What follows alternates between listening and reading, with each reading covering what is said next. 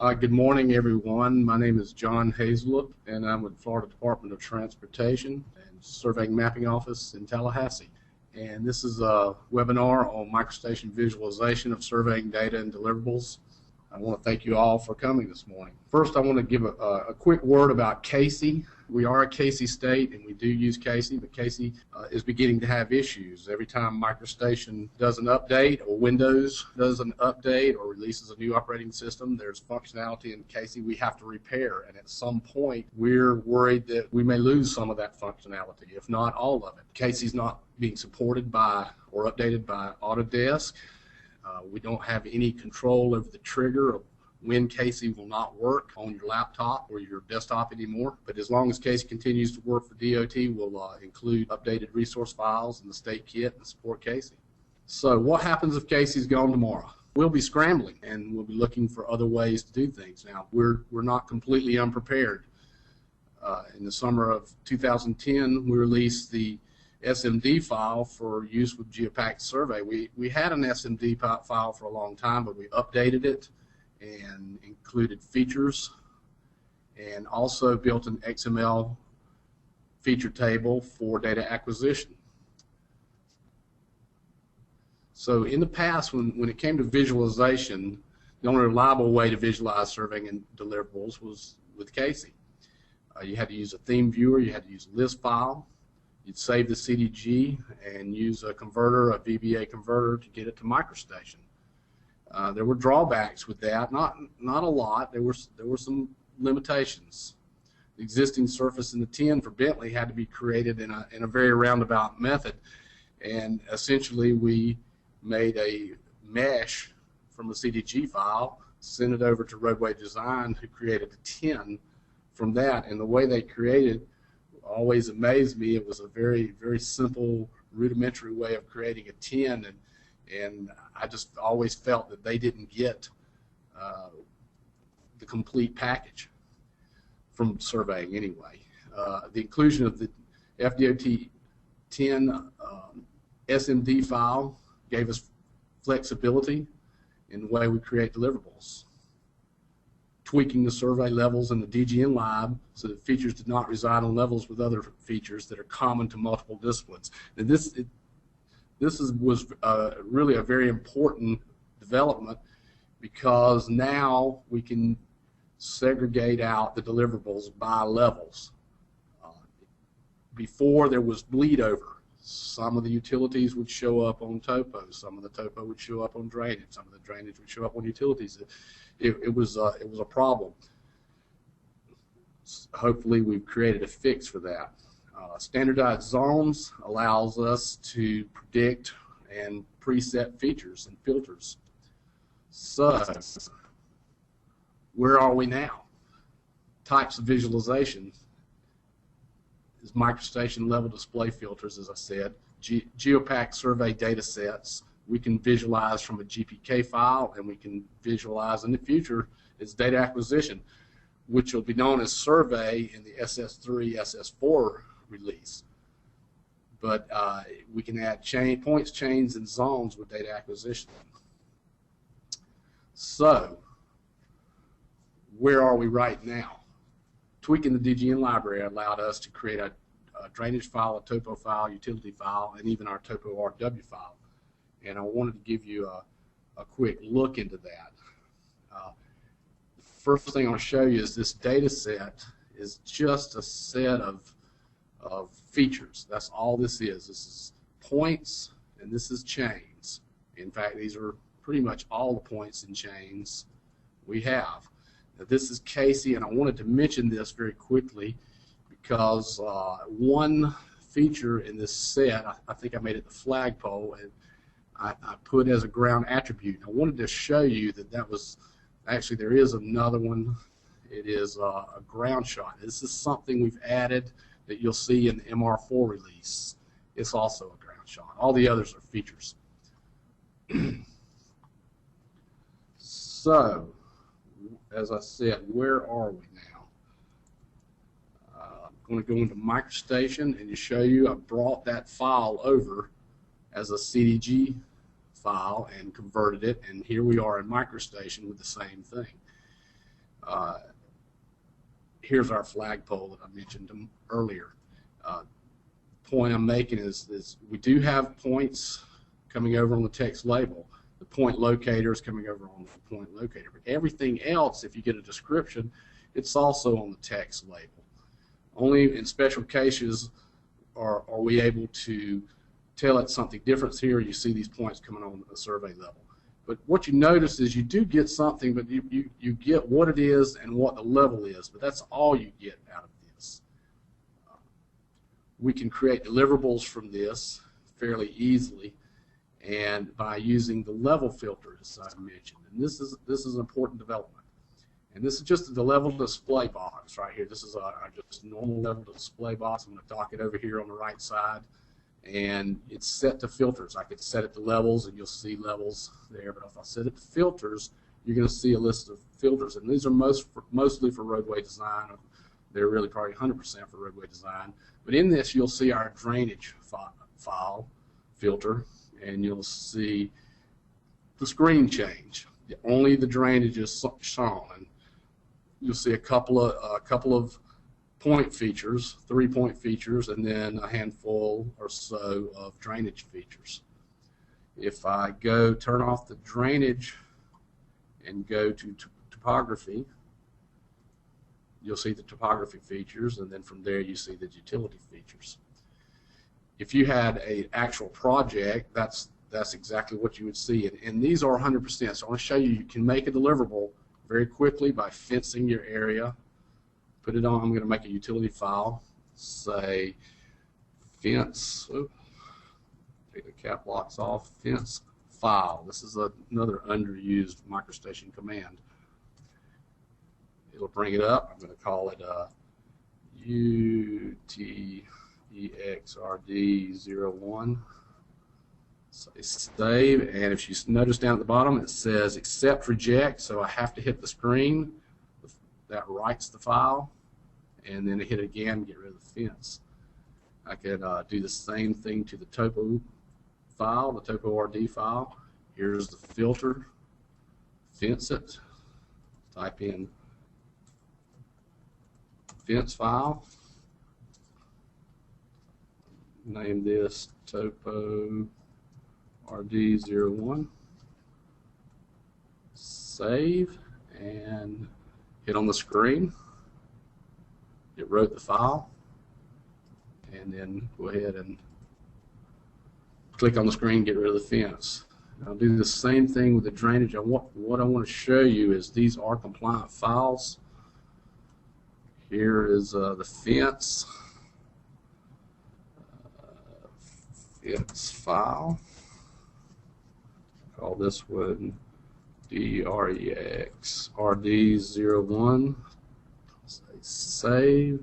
Click on the screen to accept. And I have 3 files. And I want to let me bring up Explorer and show you those 3 files are in the project now. So I've got Topo 01, Drainage 01, and Utilities 01. And I'm going to open one of those files and give you a quick look at it.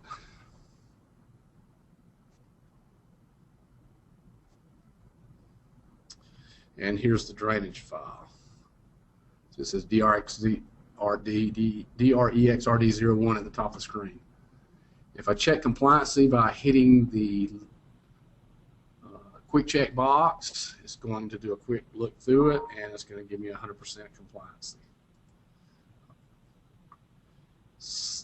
Same thing with the drainage file and the utility file and the topo RD file.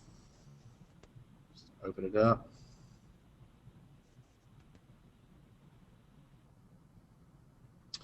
And give it a quick check.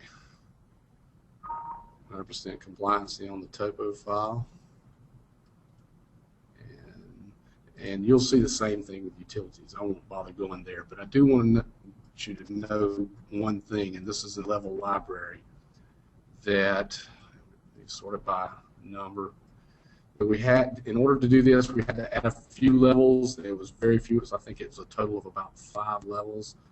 And you'll see in the 1100s right here at 1189, we added cattle guard, dolphins, pump island, the ground shot for the new ground shot feature, and I believe those were all the cable barrier and the bollard we had added in the previous release. So from here back to our PowerPoint, we've created everything here but the topo RW file, and doing that consists of opening another file, downloading the topo RW data directly from Casey. It's not. It has to be a separate process because in the roadway levels we don't get the right-of-way stuff. So when it brings it in via the CDG, we can't really start with our original file. We have to start with a brand new CDG file, and then once we've done that, we bring it right into a right-of-way version. And I'm going to take a quick look at that. Now I am in the roadway version, but since I've already created this, it'll show up properly when I visualize it. And these are all the right-of-way. And one thing you can tell is the right-of-way monuments. There's only 4 types of existing right-of-way monuments that have the status found, whereas there are about 12 from the roadway side of the view. So if I change my menu configuration from roadway to right-of-way,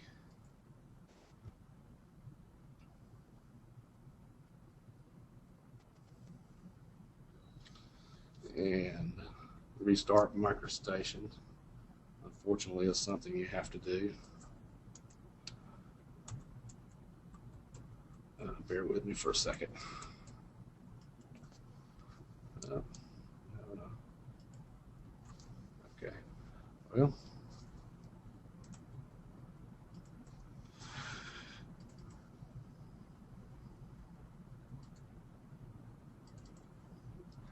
all right, we'll reopen MicroStation again.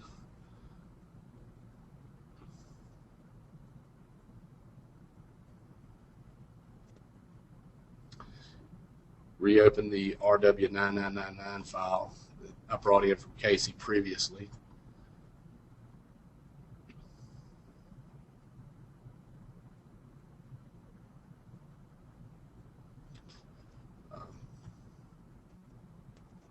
As you can see, it's somewhat of a cumbersome process switching back and forth between roadway design and right-of-way. What we end up now is with the right-of-way filters, and what you'll see is a lot of these filters probably will end up going away. A lot of these were done for development purposes and then were used by users later on. But if you see down here at the bottom, there is a topo RW filter. So now, if you have a topo file, all you have to do is hit the topo RW filter, type in your fence file, give it a name, topo RW01, save, click on the screen, it'll write the file, and you'll see if I pull up this, now we have a topo RW in the mix.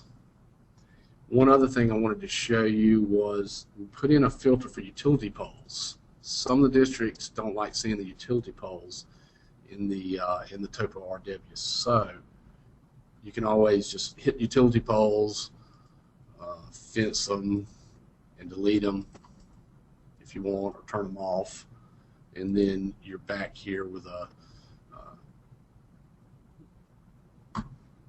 topo RW file without utility poles. If I open it up, you can see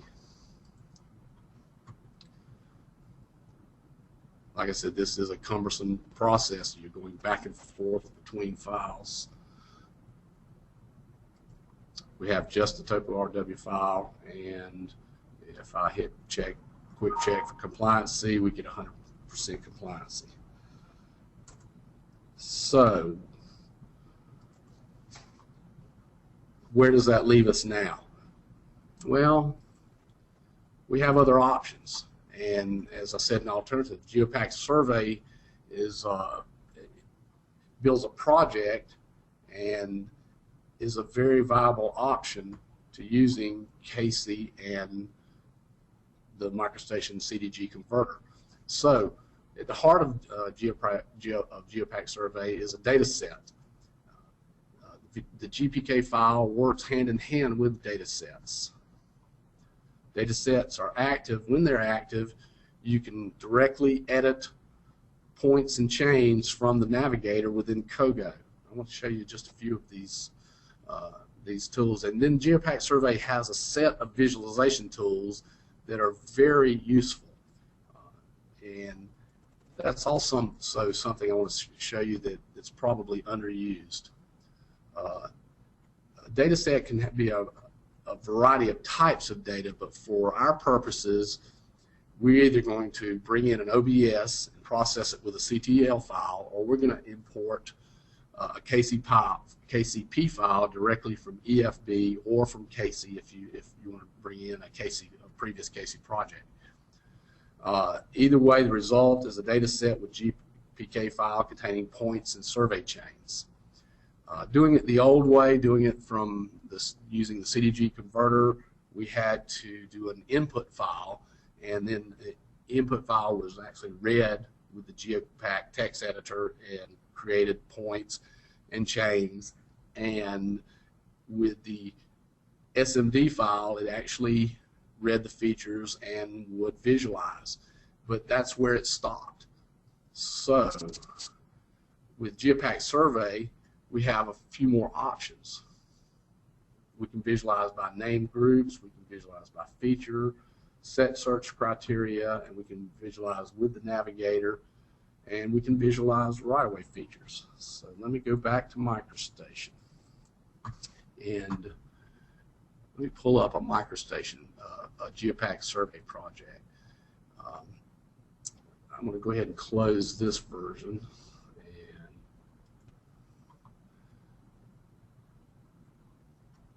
Let me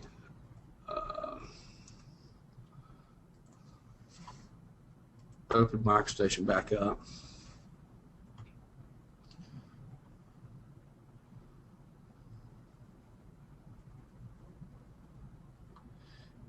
I'm going to go to a GEOPAK survey project. So if I go down here, GEOPAK projects, I'm going to open that same, and I'll open the right-of-way version since I'm already in the right-of-way workspace.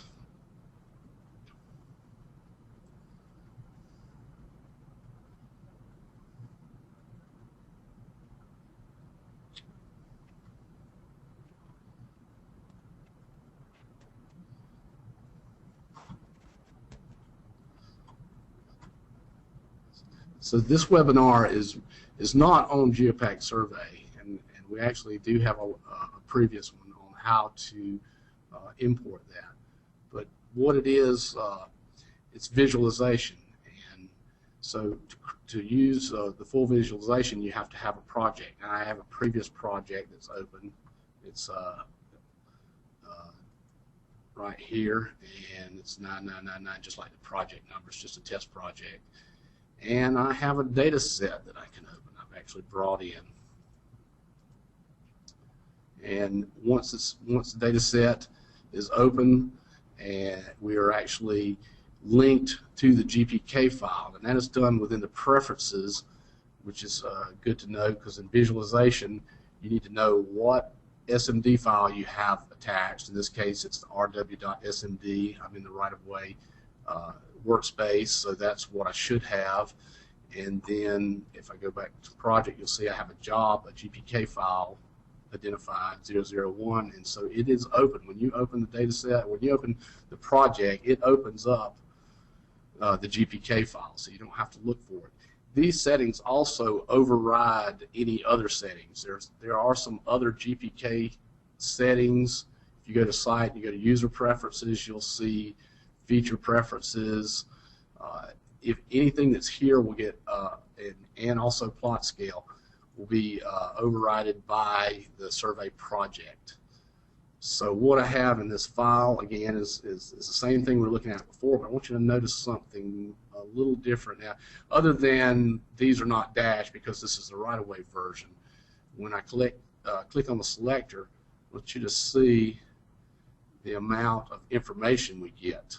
It's much more. You don't get just the line and the level now. You get the feature name, you get the data set, any description or comment that went with it, the text levels, and etc. So, and then the actual feature itself, which is ANT. So you'll get that with any point features. You get them also with chains. I can just check this. This is a baseline chain, and you see it's also levels baseline survey. Okay, so anything like that, it actually you have active dynamic information showing up on the screen. If I want to visualize this, I still can do it the way with a filter. I can go in and hit the topo RW and do a fence file and create a topo RW file. There's another way to do it. I'll go ahead and show you that with visualization.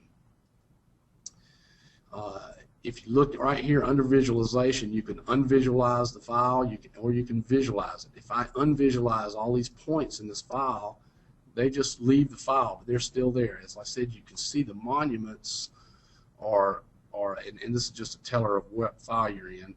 These are the right-of-way versions.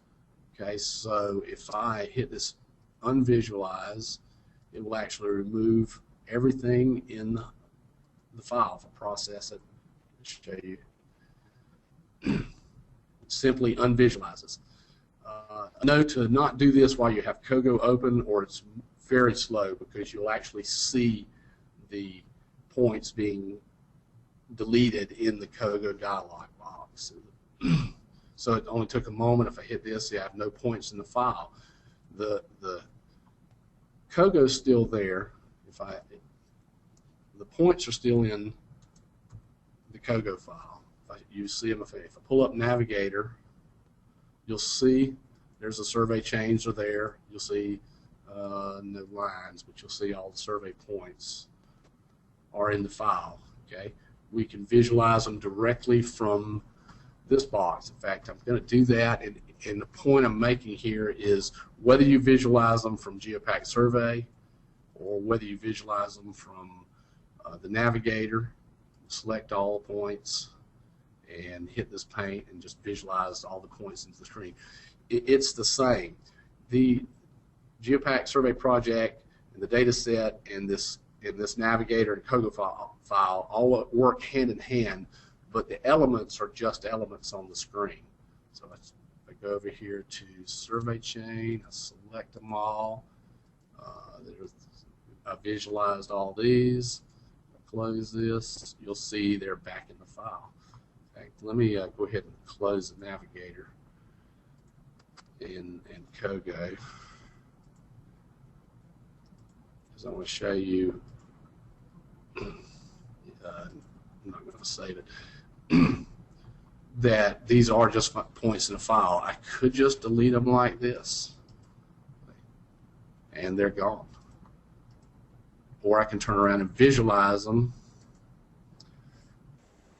and I can visualize pieces, parts of them too. And I'll show you that, which is in just a moment. Visualize these.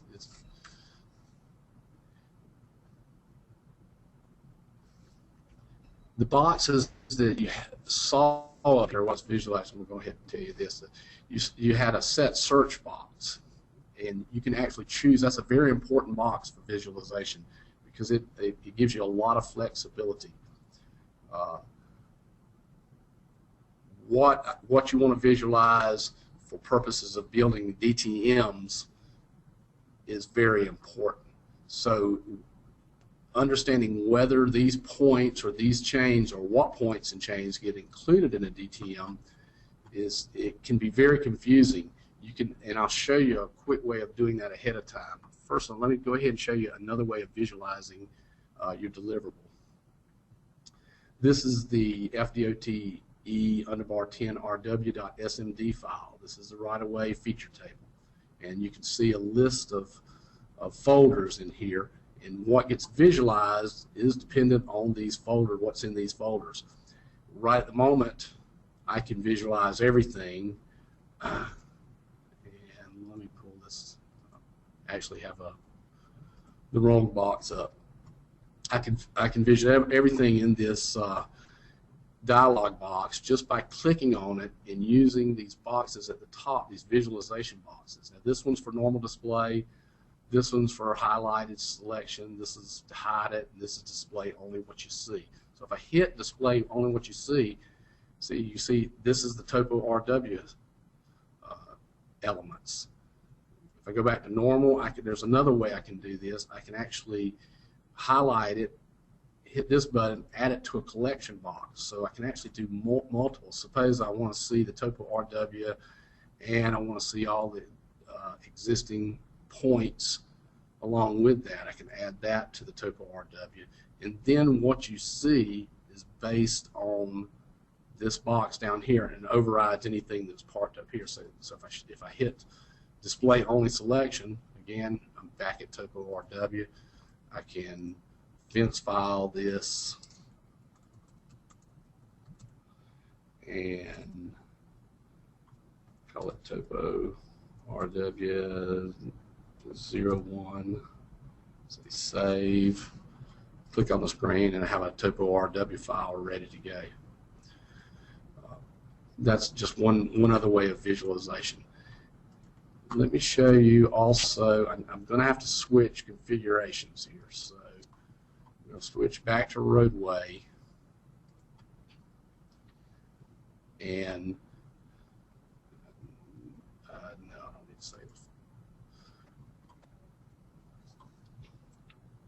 And I'll show you these visualized by name groups and by set search criteria.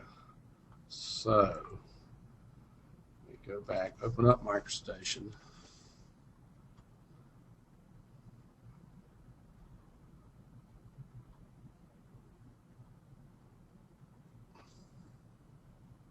And I'm going to open up a previous file where I brought all the roadway, or I brought everything over in the roadway design workspace.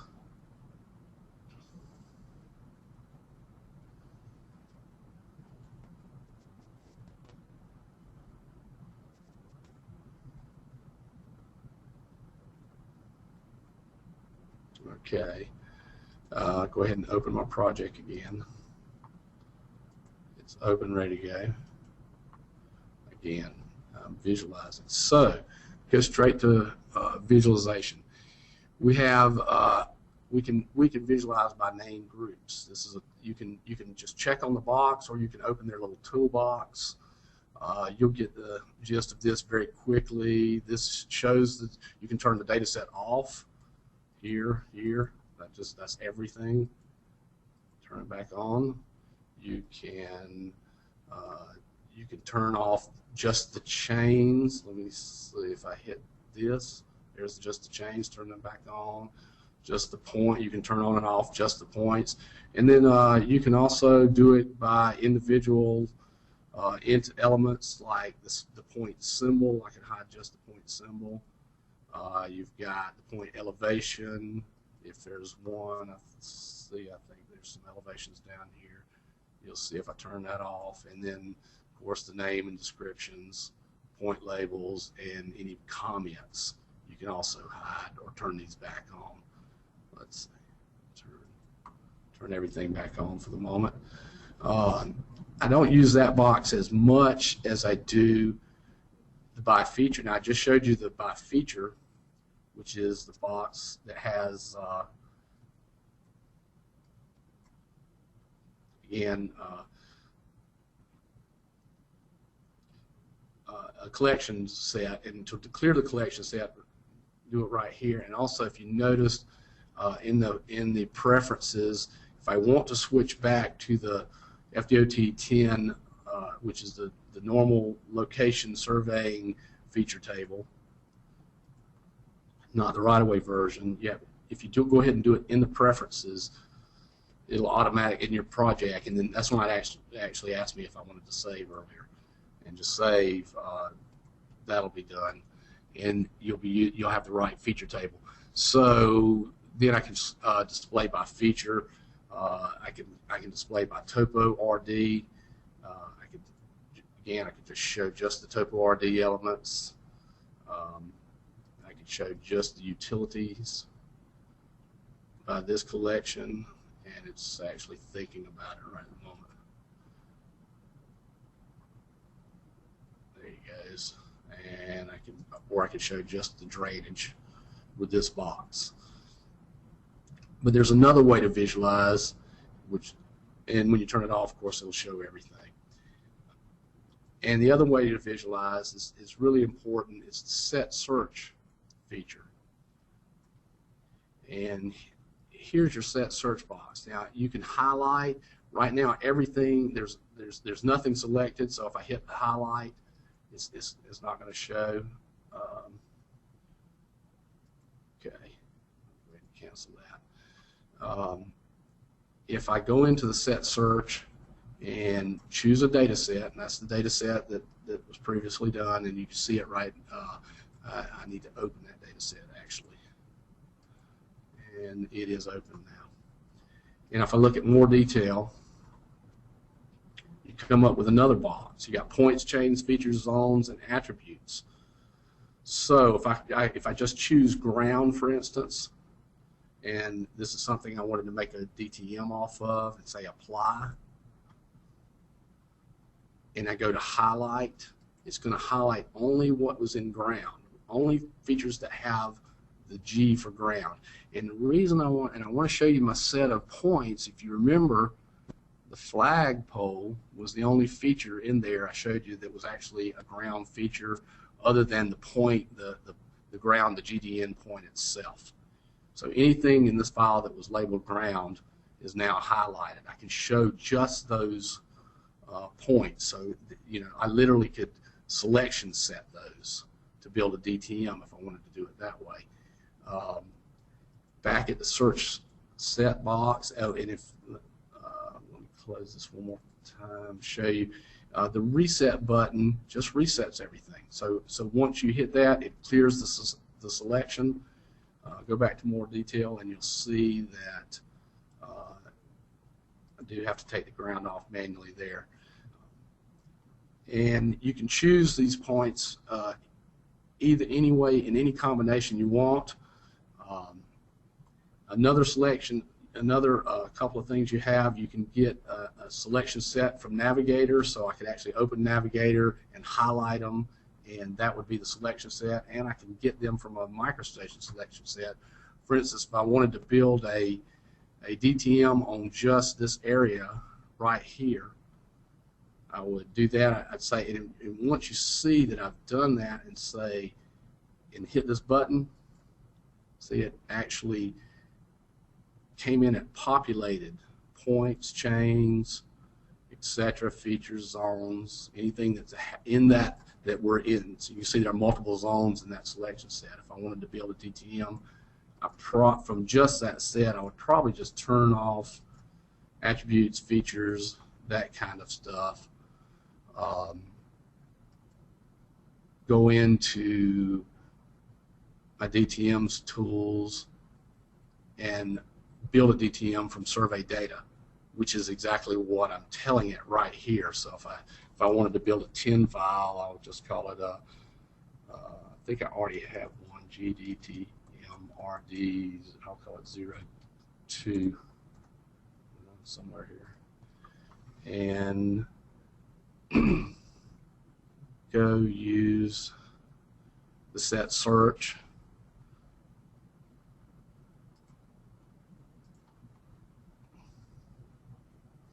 Make sure those are populated the way I had them. 1, select them like that.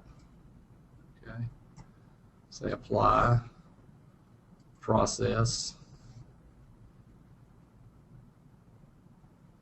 close it up.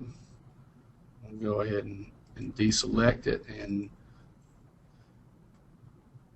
I'm going to just do an edit DTM so I can find that file. I think it's 02 I just created. Say OK, and you can see that it triangulated just these, and you can see from going along, it used the break line. See how the triangles actually hit the break line itself. So, quick way to build a DTM. Quick way to visualize your elements in MicroStation using GEOPAK survey. So, where does that leave us? We've looked with Navigator, we've visualized right-of-way features. The future is data acquisition. Visualization and data acquisition is accomplished with a checkbox. We have zones, filters. They comply with DOT standards that will take effect in July 2013. It's important that the point zones match the corresponding chain zones. Deliverables must be created with the level filters, because some of those boxes you see, we can always use GEOPAK survey as long as it's there, but at some point Bentley is going to do away with GEOPAK survey. So survey or data acquisition is what we'll have. And to revisualize in data acquisition, you key in data acquisition redraws. So let me give you a quick taste of the future. And go back to MicroStation, and I'm going to close this project, and I can go ahead and close GEOPAK survey, and I'm going to open another file, a new file, and I'm going to go under date into my data acquisition projects and open up. I'll just open up that same one for the moment.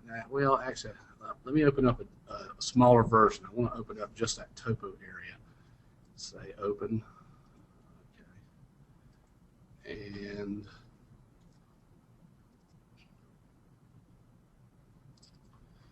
And this is going to, this is just a smaller area of that part I just did a DTM on.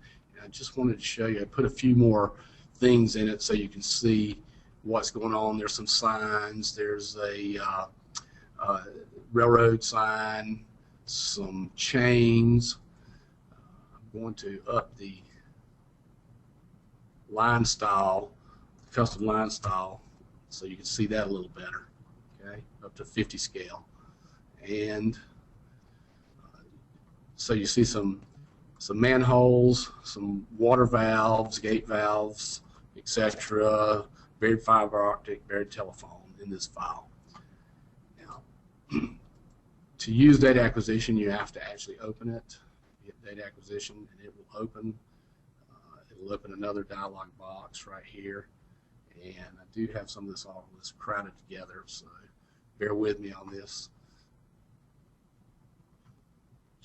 And what we have is it creates a field book, and it has all the points and chains. So visualization in data acquisition is done by simply just a checkbox. If I check off this field book, it's gone. I can check it on, check it off. All right. Any surfaces you would check on, check off. It actually does build surfaces on the fly. And I haven't set any parameters in here, so even though this actually is in pretty good shape, it may have some things in it I need to check. And then as far as visualization, these are our feature styles. You can see you can turn all the survey chains off, all the survey points off independently. If there was anything in roadway design, there's quite a lot of stuff in there, it would show up. And then of course your default points, if there are any. You see there are a few. Some of these are ground shots, GND shots, others are default points. If I turn off the default points, see they just simply disappear. So visualization with data acquisition is done with a checkbox. It also we have a set of filters we added. Okay, and we'll turn everything off and then turn them on with just the filters. Okay, so let me turn this back off and I'm going to show you that I can just turn on the zone 1 points, or I can turn that on and turn on just the zone 2 points, which would be drainage, and I can turn on just the zone 2 chains. So you got points and chains, and again, this is a 3D file. It's there. You know, I can turn on just the utility points and utility chains, for instance, or like I said, I can turn on everything. So really, this is where the future is going. This is a taste of how data acquisition is going to work. We put back this on the top view. You'll have points and chains. You'll build your DTM directly from there. Until SS3 or SS4 comes out, data acquisition is not complete. So you can build a 10 right here under the surfaces. You can right-click and create graphics or export to a GEOPAK 10 file, so it can be done right here. The problem is editing is a little cumbersome. In fact, the best way Bentley is actually suggesting, as long as you're in SS2, edit with GEOPAK survey. So we're right back to use a GEOPAK survey in many of these cases. And that pretty much, oh yeah, one more thing, and this is important. Let me go back to MicroStation, and I want you to note, let me turn off these. I'm going to open up one more file. I'm going to open up, let me go back up to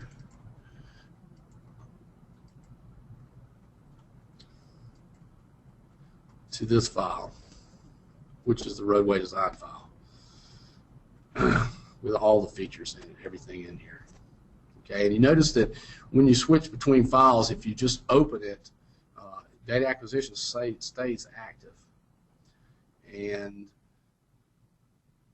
what I've got, you can see these are the roadway design elements. They're dot dashed. You've got the 10 different or 12 different monuments. I want to show you one more trick for data acquisition that's very important. I have to switch back to the right-of-way configuration to show you this. So bear with me just a moment, and then we'll get to questions.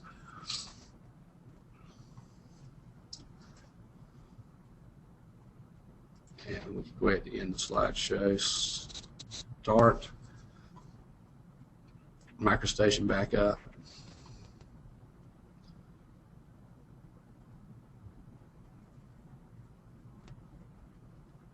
And open the same file.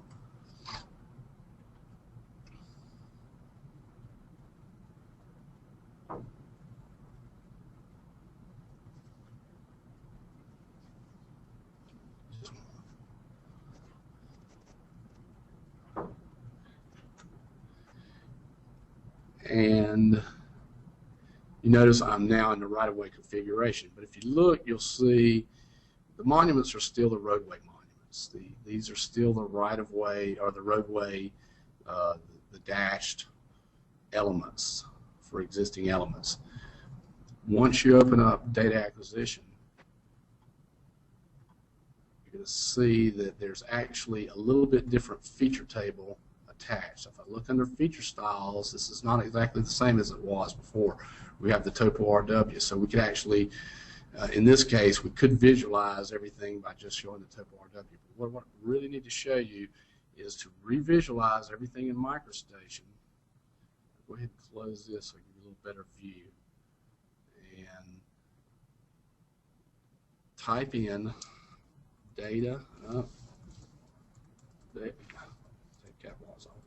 Data acquisition, you can see, and it'll complete it for you yourself. Redraw. Hit enter and watch the monuments. It actually, see them change? It actually goes in, looks at every point and every line style, and changes them. You'll see the manholes are now solid for right-of-way purposes. And any right-of-way elements, and actually there are some right down here, these get filled out also. So that's visualization and data acquisition. I sure do appreciate everybody coming and sitting with me this morning in this webinar, and hopefully you're going to get something out of it. You'll have some tools to use, especially if we have problems with casing. Thank you all very much, and that's the end of the presentation.